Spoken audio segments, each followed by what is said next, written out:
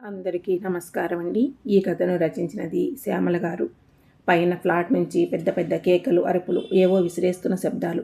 మన పైన ఫ్లాట్లో ఆ గుంట వెధవ పెద్ద చిన్న లేకుండా ఇంట్లో వాళ్ళని ఎడాపెడా వాయిస్తున్నాడు. పాపం తల్లి ఏడుస్తోంది. మీరు కాస్త కలగజేసుకుని వాడిని మందలించరాదా? వాడు మీతో బాగానే మాట్లాడతాడు కదా, రోజు విష్ చేస్తాడు కూడా. మీరు చెప్తే వింటాడు. చిన్నప్పటి నుంచి చూస్తున్నవాడు, మన కళ్ళ ముందే పెరిగినవాడు. తాపిగా వార్తాపత్రిక చదువుతున్న భర్తతో కోపంగా అంది లక్ష్మీదేవి. పేపర్లో నుంచి తలెత్తకుండానే, అది మా కుటుంబ విషయం, మీరెందుకు కలగజేసుకుంటున్నారు అని వాళ్ళ ఇంట్లో వాళ్లే మనకు ఎదురు తిరుగుతారు. అంతకంటే అవమానం ఇంకోటి ఉండదు. ఎవరి కర్మ వారిది, మనం చేసేది ఏముంది అని గ్లాసులో కాఫీ పూర్తి చేసి పేపర్ మడిచి ఉదయం శుభోదయాలు పలకడానికి చరవాణిలో నిమగ్నమయ్యారు శ్రీనివాసు.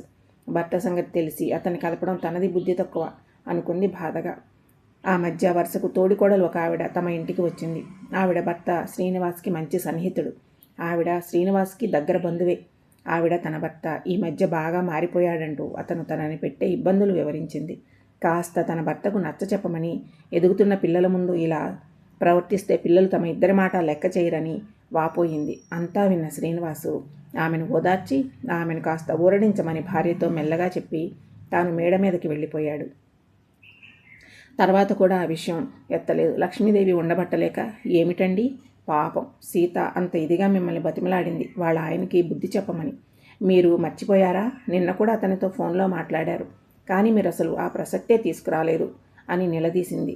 చూడు లక్ష్మి, సీత క్షణికావేశంలో ఏదో మన దగ్గర బాధ వెళ్ళగెక్కింది. తర్వాత ఇంటికెళ్ళి అన్నీ మనతో చెప్పినందుకు పశ్చాత్తాపపడుతుంది. మరో విషయం ఏమిటంటే, వాళ్ళు ఈ పాటికే కలిసిపోయి ఉంటారు. వాళ్ళ ఆయన నాతో ఆ విషయం ఏమనలేదు ఫోన్లో. మనం అనవసరంగా కెలికి సంసారం పాడు చేయడం ఎందుకు అన్నాడు. ఒళ్ళు మండింది లక్ష్మీదేవికి. తన భర్తది సాత్విక ప్రవృత్తి అనుకోవాలో ఎస్కేపిజం అనుకోవాలో అర్థం కాలేదు ఆమెకి. అప్రయత్నంగా గతంలోకి, తన బాల్యంలోకి వెళ్ళింది మనసు.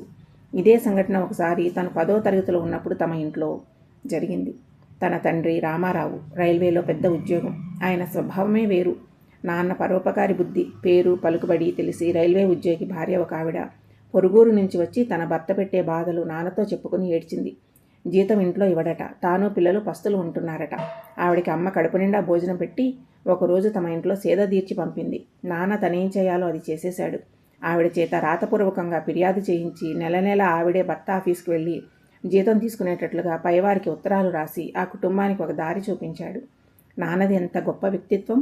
ఆయన తన తండ్రికి కుటుంబ భారంలో సాయపడడం కోసం చిన్నతనంలోనే రైల్వే ఉద్యోగంలో చేరి నిజాయితీగా కష్టపడి అంచెలంచెలుగా ఉద్యోగంలో ఎదిగాడు. ఎక్కడ అన్యాయం జరిగినా సహించేవాడు కాదు. అవసరమైతే చెయ్యి చేసుకుని మరీ బుద్ధి చెప్పేవాడు.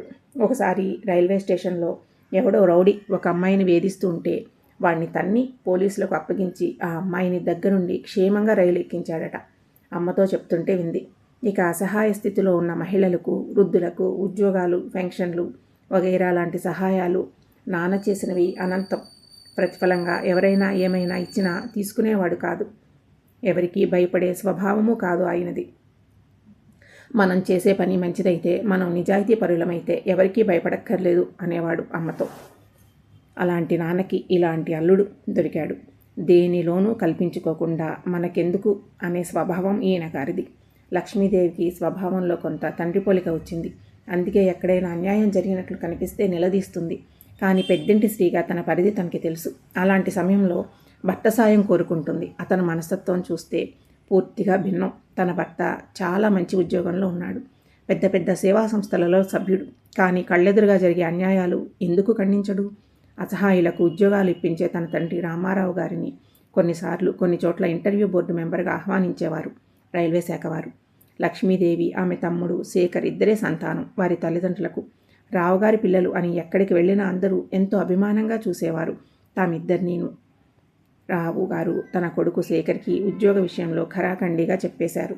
నువ్వు నా పేరు వాడుకోకుండా నీ స్వశక్తితో ఉద్యోగం సంపాదించుకో అని. తండ్రిని సంపూర్ణంగా అర్థం చేసుకున్న శేఖర్ కష్టపడి చదివి జిల్లా పరిషత్ స్కూల్లో టీచర్గా ఉద్యోగం సంపాదించి ఇప్పుడు హెడ్ మాస్టర్ అయ్యాడు. అతనికి పెళ్ళి అయ్యి ఒక కొడుకు, కూతురు ఉన్నారు. మరదలు బాగా కలివిడి, పెద్ద చిన్న మంచి మనన తెలిసిన సంస్కారవంతురాలు. దేవుడి దయ వల్ల తన తల్లిదండ్రి కూడా ఆరోగ్యంగానే ఉన్నారు. తమ్ముడి కుటుంబం వారితోనే ఉంటుంది. అక్క తమ్ముళ్ళిద్దరికీ తల్లిదండ్రులంటే ప్రాణం. అందరూ పండగలకి పబ్బాలకి కలుస్తారు. అన్యోన్యంగా ఉంటారు. తమ్ముడికి తండ్రి స్వభావం పూర్తిగా రాలేదు. కానీ తమ్ముడి కొడుకు ప్రసాద్కి తాత పోలిక అంటే రావుగారి పోలిక వచ్చింది. ఎవరికి ఏ సమస్య వచ్చినా తనే ముందుండి పరిష్కరిస్తాడు. కాలేజీలో స్టూడెంట్స్ యూనియన్ లీడరు. కాలేజీలో ర్యాగింగ్ పేరుతో అమాయకులను వేధిస్తే తాట తీసేవాడు. స్కాలర్షిప్పులు, ఫీజుల విషయంలో కాలేజీ యాజమాన్యానికి, విద్యార్థుల తల్లిదండ్రులకు మధ్య వారధిగా ఉండి ఇరుపక్షాలకు తృప్తిగా ఉండే విధంగా సమన్వయపరిచేవాడు. అతనంటే విద్యార్థులకు, యాజమాన్యానికి, కళాశాల సిబ్బంది అందరికీ ఇష్టం. చిన్న వయసులోనే ఎంతో మానసిక పరిపక్వత, అందరితో సామరస్యంగా మసలి తీరు, అవసరమైతే గొడవకి దిగి అయినా సరే బాధితులకు న్యాయం చేయడం లాంటి నాయకత్వ లక్షణాలతో అందరినీ ఆకట్టుకున్నాడు. అమ్మాయిలందరికీ పెద్ద హీరో. తను మాత్రం చదువు మీద దృష్టి పెట్టి గవర్నమెంట్ ఉద్యోగం సంపాదించాలనే పట్టుదలతో ఉన్నాడు. దాని వెనక తాతగారి ప్రోత్సాహం, తండ్రి మద్దతు ఉన్నాయి. అతని చెల్లి శకుంతల వైపు కన్నెత్తి చూడాలన్న కుర్రాళ్లకు హడల్. ప్రసాద్ చెల్లి కదా మరి. తన ఒక్కగానొక్క కూతురు సుధకు ప్రసాద్ని చేసుకోవాలని లక్ష్మీదేవి కోరిక. ఇరు కుటుంబాలకి సమ్మతమే. ప్రసాద్కి ఈ సంవత్సరమే బ్యాంక్ ఆఫీసర్గా ఉన్న ఊళ్ళోనే పోస్టింగ్ వచ్చింది. సుధా పీజీ చదువు పూర్తి కాగానే వచ్చే సంవత్సరం పెళ్లి చేసేద్దాం అనుకున్నారు పెద్దవాళ్ళు. అనుకున్నట్లే సుధా పీజీ ఫస్ట్ క్లాస్లో పాస్ అయ్యింది. లెక్చరర్ ఉద్యోగం కోసం ప్రయత్నాలు చేస్తోంది. నిశ్చితార్థం, పెళ్లి టకటకా అయిపోయాయి. కూతుర్ని అత్తగారింటికి పంపుతూ కన్నీళ్లు పెట్టుకున్న తన పుట్టింటికే కోడలుగా వెళ్తోందని ఒక పక్క సంతోషం లక్ష్మీదేవికి. కొత్త దంపతుల హనీమూను సరదాలతో 2 నెలలు గడిచాయి. కూతుర్ని రోజు ఫోన్లో పలకరిస్తుంది లక్ష్మీదేవి. వారి అన్యోన్యత గురించి విని మురిసిపోతూ ఉంటుంది. పండక్కి కూతుర్ని, అల్లుణ్ణి, అతని కుటుంబాన్ని, అదే తన పుట్టింటి వారిని ఆహ్వానించింది.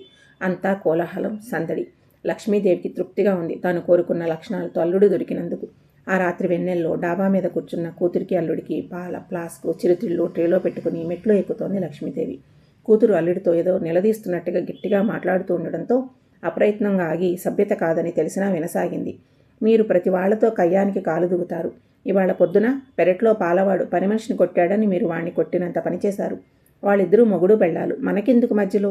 ఎదురింటి తాతగారి ఫంక్షన్ రాలేదని ఆయనను ఆఫీస్ చుట్టూ తిప్పుతున్నారని, ఆ ఫంక్షన్ ఆఫీస్కి వెళ్ళి వాళ్లను నిలదీసి కోప్పడి కంప్లైంట్ రాస్తానని బెదిరించి ఆయనకు ఫంక్షన్ తెప్పించేదాకా ఊరుకోలేదు. ఆ మధ్య సినిమా హాలులో ఎవడో ఒక అమ్మాయిని తోసుకుని లోపలికి వెళ్తూ నడుం దగ్గర గిల్లాడని వాడి కాలర్ పట్టుకుని వార్నింగ్ ఇచ్చారు. లోకంలో అందరూ ఇలాగే ఉన్నారా?